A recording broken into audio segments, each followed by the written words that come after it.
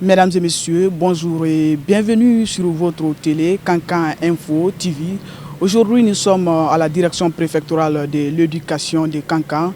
Oui, c'est bien sûr dans le cadre de la réalisation d'une émission que vous allez désormais recevoir sur votre télé. L'émission va s'appeler Il faut s'investir dans l'éducation. Il faut s'investir dans l'éducation. C'est cette émission qui va désormais partir à la rencontre des acteurs du système éducatif de Kankan pour savoir comment se porte l'éducation de Kankan et quels sont les problèmes qui assaillent ce secteur. Aujourd'hui, nous avons comme invité M. Souleymane Daffé. Il est le directeur préfectoral de l'éducation de Kankan. Avec lui, nous allons parler de l'année 2023-2024 écoulée. Et ensuite, on se penchera sur la rentrée prochaine qui se pointe à l'horizon pour parler de ce qu'il faut, de ce qu'il ne faut pas pour une bonne rentrée scolaire 2024-2025. Mesdames et messieurs, comme annoncé dans l'introduction, nous sommes déjà avec le directeur préfectoral de l'éducation de Kankan. Il s'appelle M. Souleymane Daffé. Avec lui, on va parler du système éducatif de Kankan pour savoir comment se porte le système éducatif dans la préfecture de Kankan. M. Souleymane Daffé, bonjour. Bonjour, monsieur. Et bienvenue dans cette émission. Il faut s'investir dans l'éducation. Oui, c'est à moi de vous remercier très sincèrement pour nous donner l'occasion de parler de notre service au public national et international. Alors, vous êtes déjà situé sur le sujet, mais d'abord, quel bilan pouvez-vous dresser à l'année scolaire 2023-2024 écoulée? Voilà. Me demander de dresser un bilan pour l'année scolaire 2023-2024 au compte de l'éducation au niveau de la préfecture de Kankan. Je peux dire que cette année a été une année de succès, une année de soulagement. Nous avons traversé 2 années successives où les résultats aux examens nationaux étaient très faibles. Heureusement, l'année dernière, avec toutes les dispositions prises par les autorités du département, l'inspection régionale d'éducation, la DPE, les directions d'école, les délégués scolaires de l'enseignement élémentaire, bref, les acteurs à tous les niveaux, les APAE, le syndicat, nos efforts ont abouti à un résultat concluant cette année. Et nous avons effectivement, ces efforts nous ont permis, l'année dernière, à l'examen d'entrée en septième, on a fait un pourcentage de 19,68%, alors que cette année, notre pourcentage à l'examen d'entrée en septième s'élève à 68,43%. Au BEPC, on était à 28,72% l'année dernière. Cette année, on a eu 60,73%. Et au baccalauréat, toutes options confondues, on avait 12%, 12,08% l'année dernière, mais pour cette année, nous avons fait 38,42%. Donc, à ce niveau, nous pensons que pour tous les niveaux, le pourcentage a vraiment progressé. Et ça, c'est grâce à l'effort fourni par tous les acteurs que j'ai cités au départ, autorités scolaires, enseignants, APAE, parents d'élèves. Voilà. Alors, est-ce que vous avez une idée sur le nombre de lauréats enregistrés cette année dans la préfecture de Kankan? Effectivement, les lauréats, on s'est intéressé seulement au niveau du bac. Okay. Parce que pour l'examen d'entrée en septième, c'est les 5 premiers qu'on nous a demandé de mettre en route pour Conakry. À date, sur les 5, il y a 4 qui remplissaient les conditions entre 8 et 13 ans.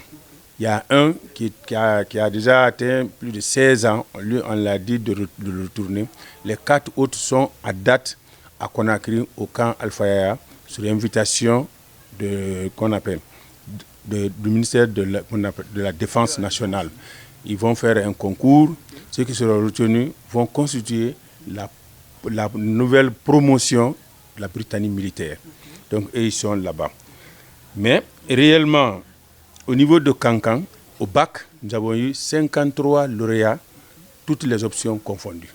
Monsieur le DPE, ces derniers temps, nous constatons que les écoles privées de Kankan enregistrent plus de lauréats que des écoles publiques. Oui. Est-ce que vous pouvez expliquer cette réalité? Voilà, c'est un constat qui est réel.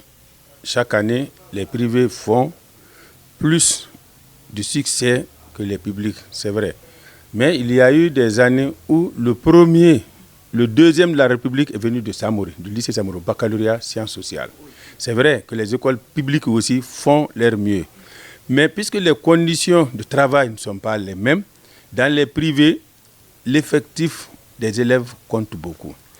Et pour aboutir à un résultat concluant, quel que soit l'effort fourni par l'enseignant, si l'effectif est modéré, le résultat peut beaucoup apporter. Mais par contre, quand l'effectif est trop pléthorique, vous avez 100 et quelques, près de 200 élèves par salle, je pense que le résultat ne peut pas être la même. C'est une réalité. Effectivement, depuis 3 années durant, les écoles privées ont toujours raflé les premières places. Les lauréats sont tous venus des écoles privées. Mais aussi, il y a eu des écoles publiques qui ont produit des lauréats. C'est clair. Merci. On va certainement boucler ce sujet. On va se pencher sur la rentrée scolaire 2024-2025 qui pointe à l'horizon. À date, qu'est-ce que la direction préfectorale de l'éducation de Kankan a fait pour une bonne rentrée scolaire 2024-2025? Voilà. Les premiers travaux que nous voulons réaliser, que nous avons déjà commencé, parce que tous les acteurs sont informés, les chefs d'établissement secondaires, les directeurs, les DSE, les directeurs d'école sont informés sur le calendrier. Nous voulons organiser une réunion préparatoire de la rentrée, c'est le samedi. Donc, au cours de laquelle nous allons inviter tous les acteurs, APAE, syndicats, enseignants à tous les niveaux pour qu'on partage les informations. À date, le département a mis à notre disposition un document de base, une feuille de route pour la gestion de l'année scolaire. Au cours de cette réunion, nous allons partager cette feuille de route pour que chaque acteur sache ce qu'il doit faire pour la bonne gestion de l'année scolaire. Ce qui est urgent, il est demandé à tous les chefs d'établissement, secondaires comme élémentaires, de commencer déjà à nettoyer les concessions scolaires, de créer les WC, de créer toutes les conditions d'accueil pour les élèves. Deuxièmement, les directions d'école, que ce soit élémentaire ou secondaire, c'est le moment de penser à établir les documents pédagogiques, l'emploi du temps. Et l'emploi du temps global pour l'école, l'emploi du temps individuel par enseignant, pour que chaque enseignant rentre en position de son emploi du temps une semaine avant la date butoir de l'ouverture. Ça, c'est pour nous permettre aux enseignants de se préparer pour que les cours démarrent effectivement comme indiqué dans le calendrier le 25 septembre 2024. Pour cette année 2024-2025, qu'est-ce qui est prévu par la direction pour que le niveau du résultat soit maintenu ou s'améliore? Voilà. Nous avons beaucoup de programmes, mais l'essentiel, c'est que nous avons une chance. Il en a affaire à des acteurs qui sont très engagés. Il y a, quand vous venez ici, tout le long de l'année, dans tous les établissements, il y a des groupes de révision. Nos enseignants sont engagés à soutenir les enfants de l'ouverture jusqu'au seuil de l'examen. C'est l'occasion de les remercier, de les féliciter réellement. Les parents aussi, puisqu'ils dépensent, ils donnent des petits montants pour encourager ces encadreurs, il faut avoir aussi leur adhésion. Il sait que la plupart des parents d'élèves de Kankan sont acquis pour ce processus-là. Et les enfants eux-mêmes sont disposés. Durant toute l'année, dans tous les grands établissements, aujourd'hui, quand vous allez, vous trouverez des enfants qui sont en train de réviser, de travailler. Parce que le résultat, ce n'est pas à la fin d'année. On commence à préparer le résultat de fin d'année dès l'ouverture. Donc, c'est l'occasion pour moi de remercier ces enseignants qui s'investissent dans ce groupe de révision, de féliciter les parents qui ont accepté de payer les frais pour que les enfants soient vraiment mieux gérés et encourager les élèves à serrer la ceinture. Les examens maintenant, il n'y a plus de blagues. il faut commencer à préparer le résultat dès le premier jour de l'ouverture. Je vous remercie. Alors, monsieur le député, nous sommes pratiquement à la fin de cette émission. Mais est-ce que nous avons oublié un point sur lequel vous voulez vous prononcer? Oui. Allez-y. Bon, pratiquement, on a touché à tout. Et le seul problème qui m'inquiète un peu, c'est le manque d'enseignants. L'insuffisance d'enseignants est criarde. Il y a eu un concours. Nous remercions le gouvernement. Dans le lot, nous on avait 832 contractuels qui évoluaient effectivement dans les salles de classe. Mais à date, le résultat sorti, il y a eu 584 qui ont réussi à leur concours, qui sont encouragés.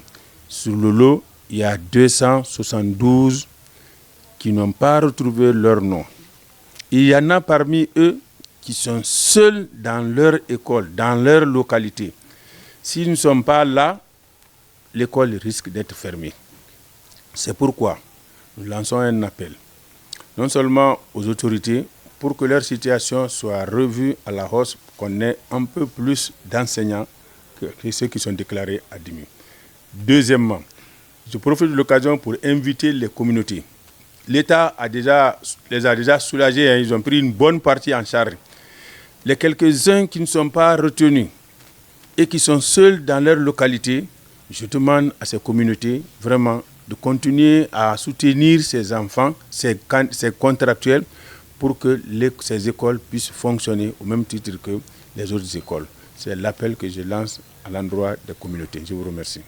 Mesdames et messieurs, nous sommes pratiquement à la fin de cette émission. Vous l'avez compris tout au long de cette émission. Nous étions avec le directeur préfectoral de l'éducation de Kankan, M. Souleymane Daffé. Avec lui, nous avons parlé de l'année scolaire 2023-2024 écoulée et la rentrée prochaine qui se pointe à l'horizon 2024-2025.